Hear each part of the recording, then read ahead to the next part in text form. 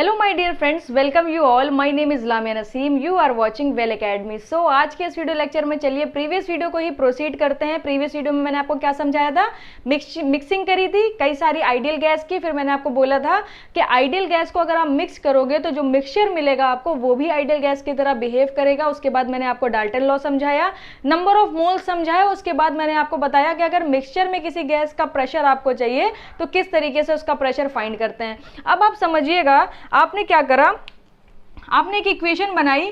क्या इक्वेशन थी? P1 V1 plus P2 V2 plus P3 V3। Okay, उसके बाद मैंने बोला था कि आपने जब एक ही कंटेनर में सारी गैसेस को मिक्स करा है तो प्रेशर तो चेंज होने वाला नहीं, सॉरी वॉल्यूम तो चेंज होने वाला नहीं। तो यहां पर आपने क्या करा था, सबके वॉल्यूम को बाहर ले लिया था। याद आया? आई होप आपको याद आया होगा। प्रीवियस वीडियो नहीं देखी है तो जाके देख लीजिए, क्योंकि 100% ये वीडियो प्रीवियस वीडियो से कनेक्टेड है। अगर प्रीवियस नहीं देखोगे तो फिर ये वीडियो नहीं देख पाओगे, आपको समझ नहीं आने वाली। तो सपोज कर लिए कई सारी गैसेस हैं, सबके प्रेशर को ऐड किया, वॉल्यूम सेम होगा बिकॉज हमारा क्या है, कंटेनर सेम है। एक ही कंटेनर में सबको मिक्स कर रहे हैं तो वॉल्यूम बाहर ले लिया। उसके बाद अगर मैं यहाँ पर ये इक्वेशन लगाऊं PV is equal to MRT, क्योंकि हम क्या निकालने जा रहे हैं, हम निकालने जा रहे हैं इक्विवेलेंट या एपरेंट गैस कांस्टेंट को। जब अगर हमें उसे निकालना है तो यहाँ पर क्या हो जाएगा, अब देखिए मासेस और आर सबके लिए अलग अलग होंगे। वो भी मैंने आपको प्रीवियस वीडियो में सिखाया था कि आर कैसे निकालते हैं डिफरेंट गैसेस के लिए। अगर आर बार होता तो कॉमन हो जाता, because are bar constant value है, यूनिवर्सल गैस कांस्टेंट है। तो यहां पर अगर हम लिखेंगे तो लिखेंगे M1R1 plus M2 R2 plus M3 R3 plus dash dash dash, जितनी भी गैसेस होंगी उस सारी गैसेस का हम लोग ऐड कर देंगे। ओके, तो ये तो अलग अलग मैंने लिख दिया।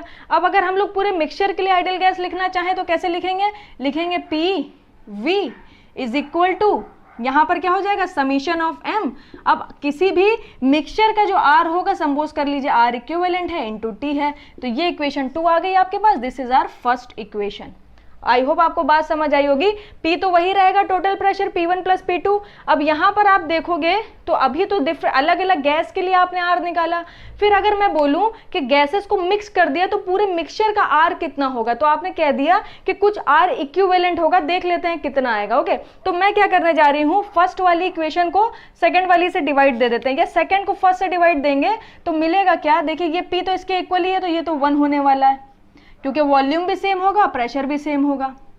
ओके, इज इक्वल टू, यहां पर आपके पास मिल जाएगा summation of M R equivalent. अब T भी दोनों के लिए सेम है, T भी कैंसिल हो जाएगा और नीचे आपको मिलने वाला है M1 R1 plus M2 R2 plus dash dash dash, जितनी भी गैसेस हैं सबको आपने मिक्स कर दिया। तो यहां से अगर मैं आपसे पूछूं कि भैया आपको R इक्विवेलेंट का फॉर्मूला क्या मिल गया, अगर गैसेस को मिक्स करा है और आपसे R इक्विवेलेंट या एपरेंट गैस कांस्टेंट पूछ लेता है, चाहे इक्विवेलेंट गैस कांस्टेंट बोलिए चाहे एपरेंट गैस कांस्टेंट बोलिए, अगर आपसे ये पूछ लेता है तो आप बोलोगे कि मैम कंटेनर में अगर हम लोग मिक्स कर रहे हैं तो हमें हर गैस का इंडिविजुअल मास पता होगा। मैं बोलूंगी ठीक है।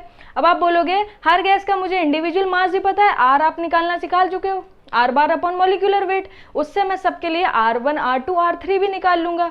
जब वो सारी वैल्यूज मिल जाएंगी तो यहाँ पर एक फॉर्मूला आपने दे दिया है M1 R1 plus M2 R2 plus dash dash dash, जितनी भी गैसेज होंगी अपॉन ये क्या है, समीशन ऑफ M क्या है, ये है M1 plus M2 plus M3 plus dash dash dash, जितने भी गैसेस हैं सबके मास। तो ये फॉर्मूला लगाना क्या मुश्किल काम है, बिल्कुल भी मुश्किल नहीं है, क्योंकि R का फॉर्मूला आपने क्या पढ़ा है, R का फॉर्मूला पढ़ा है R bar upon molecular weight.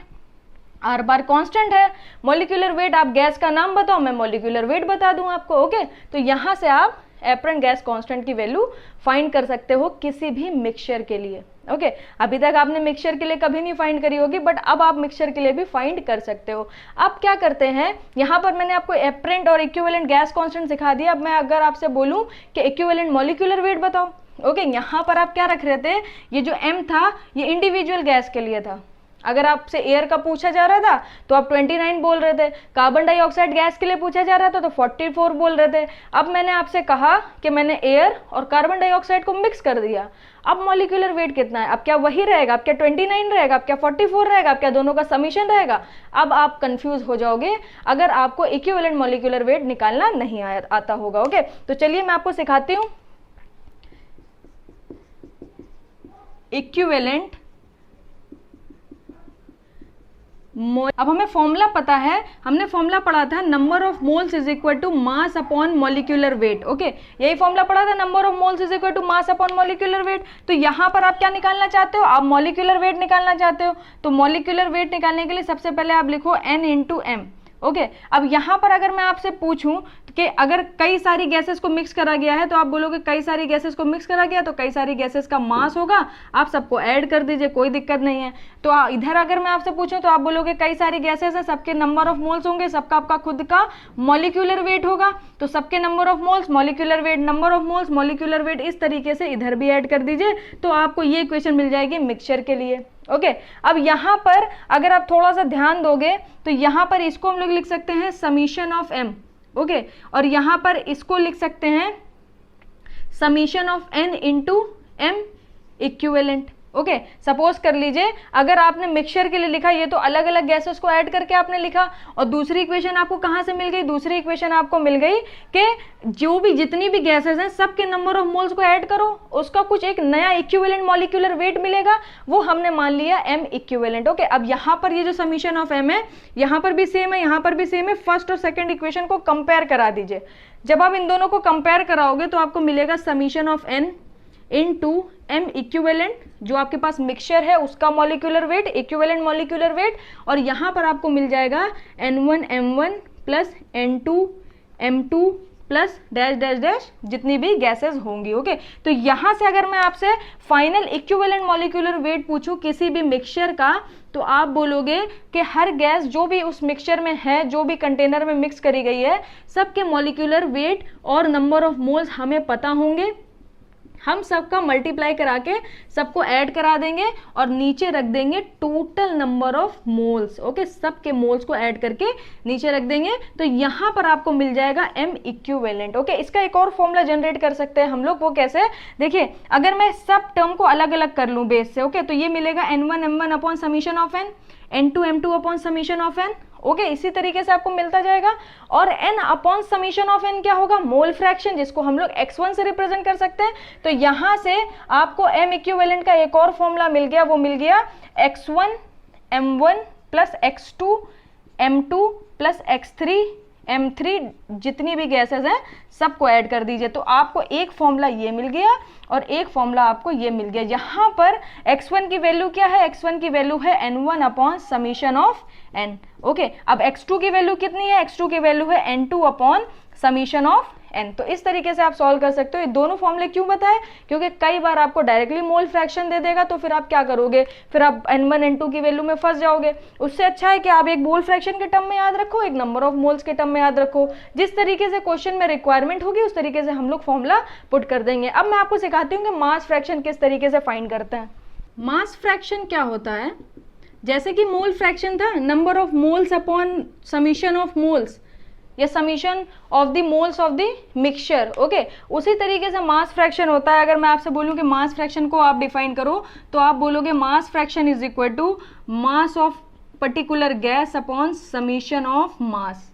Okay, mole fraction में नंबर ऑफ मोल्स थे, मास फ्रैक्शन में मास आ जाएगा, यहाँ पर mi upon summation of m हमारा क्या हो जाएगा, मास फ्रैक्शन। ओके, यहाँ पर अगर आप आयत किसी पर्टिकुलर आयत गैस के लिए मास फ्रैक्शन लिख रहे हो तो उसका आपने मास रख दिया, नीचे टोटल मास रख दिया। अगर कोई गैस आपने 1 ले ली, 2 ले ली, 3 ले ली, तो उसका आप मास रख दोगे, नीचे हमेशा टोटल नंबर ऑफ मास ही चलने वाला है। ओके, तो ये आपके पास फॉर्मूला आ गया मास फ्रैक्शन का। अब कई बार क्वेश्चन पूछ लिया जाता है कि भैया मोल फ्रैक्शन और मास फ्रैक्शन में रिलेशन क्या है। अगर मैं आपसे बोलूं कि रिलेशन डेवलप करो, तो आप किस तरीके से डेवलप करोगे, जरा उसे देखिएगा। यहाँ पर मैं लिखने जा रही हूँ mass fraction for ith gas, और आपने एक फॉर्मूला पढ़ा था number of moles is equal to mass upon molecular weight. अगर मैं आयत गैस के लिए यहाँ से फॉर्मूला लगाऊंगी तो n number of moles of आयत गैस और यहाँ पर मॉलिक्यूलर वेट ऑफ आयत गैस अपॉन, यहाँ पर अगर मैं समीशन के लिए आपसे पूछूं तो आप बोलोगे summation of number of moles upon m equivalent, क्योंकि समीशन का मतलब क्या है, मिक्सचर। और जब आप मिक्सचर के लिए लिखोगे तो आपको क्या लिखना पड़ेगा, क्या मॉलिक्यूलर वेट किसी एक पर्टिकुलर गैस के लिए आप लिख सकते हो, बिल्कुल भी नहीं। वहां पर आपको इक्विवेलेंट मॉलिक्यूलर वेट को पुट करना पड़ेगा। ओके, और नंबर ऑफ मोल्स क्या हो जाएंगे, समीशन हो जाएगा, क्योंकि कई सारी गैसेस होंगी मिक्सचर में, तो सबका समीशन हो जाएगा N1 + N2 + N3। अब आप यहाँ पे जरा ध्यान दो, ये जो टर्म है Ni upon summation of N, क्या यही हमारे लिए मोल फ्रैक्शन था?